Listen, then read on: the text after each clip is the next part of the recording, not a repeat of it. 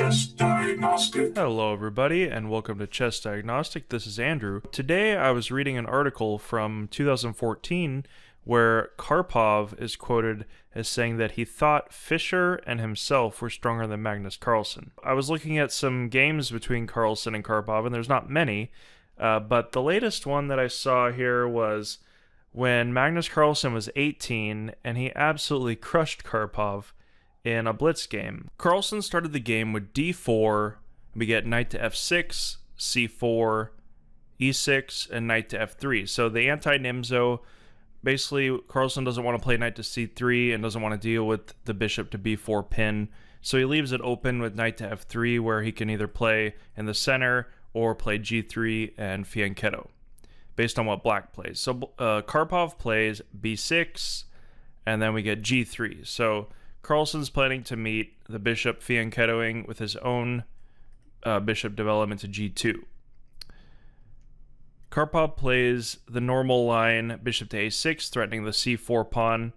White has a number of ways to deal with it. Carlsen chooses b3 here, and then we get bishop to b4 check. So this is just putting a question to White of where he wants to put his bishop, or if he wants to develop his knight to a less active square, he'd prefer it to be on c3. Carlsen interposes with the bishop, and then with bishop to e7, now the bishop's a little misplaced, but it's not such a big deal. After knight to c3 and d5, Karpov is putting pressure on the c4 pawn, forcing Carlsen to take.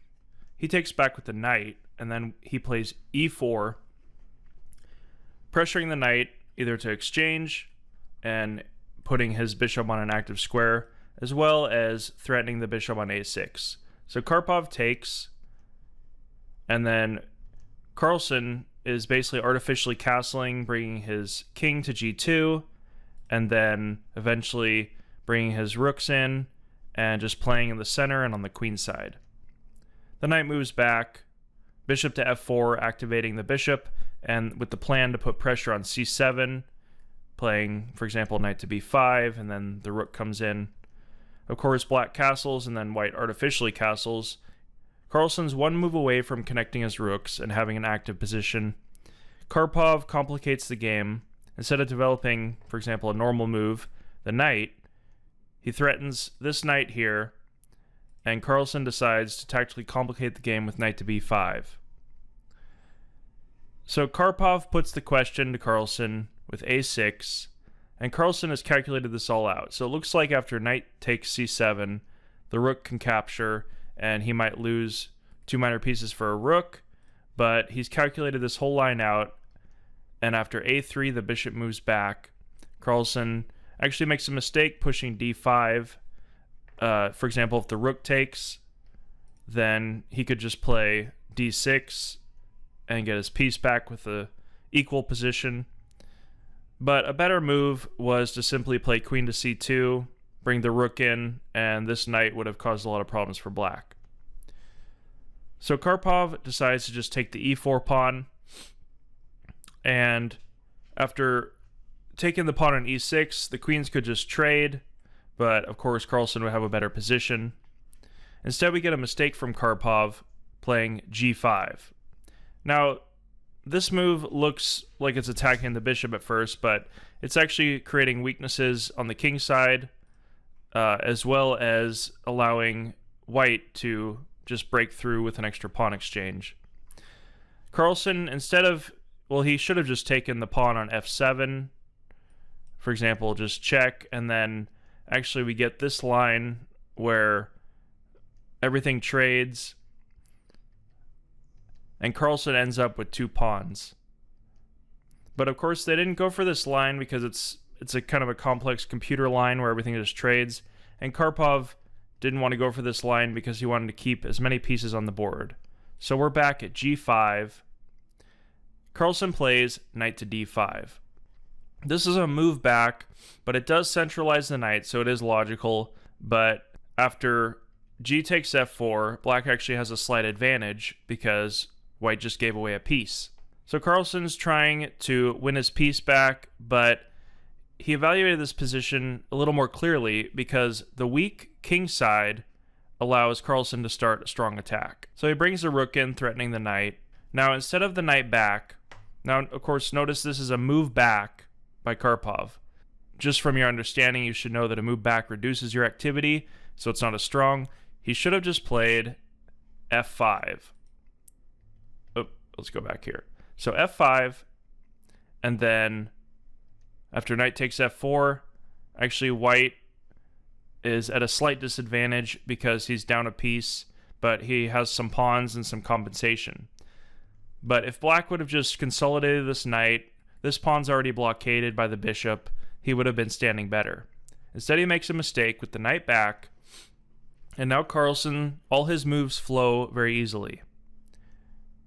What do you think the next move is? It's a check, knight to g5 check, and he's actually winning at this point because the king has been driven into the center because, for example, if the king goes here, then we get a fork of the king and the queen.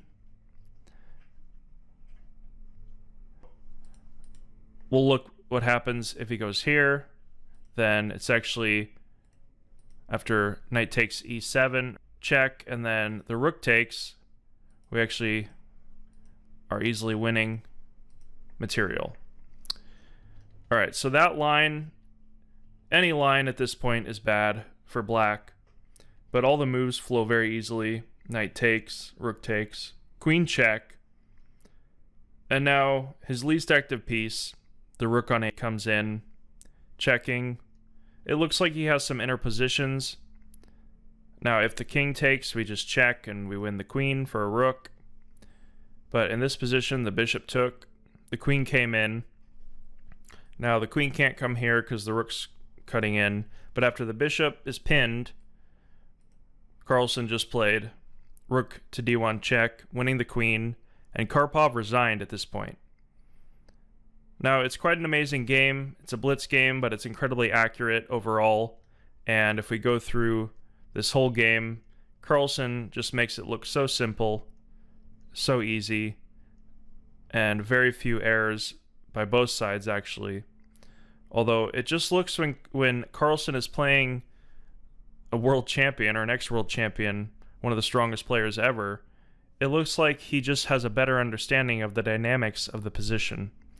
He just has a better understanding of activity, of creating counterplay, and drumming up an attack. For example, after pawn takes f7, you can notice that the knight's sitting here inactive. The rook is cut off by this bishop. It looks like all his pieces are just discoordinated, whereas Carlsen's are all jumping in with the knights and the rook, and everything just flows very easily. It's quite amazing, really. All right, so I hope you enjoyed this game. I just kind of gave a brief overview of it, analyzed some important lines. If you have any questions, just leave it in the comments, and I'll see you in the future. Hey everybody, thanks for watching. Hope you enjoyed this video. Hit the like button, leave a comment, and subscribe for future videos. See you in the future.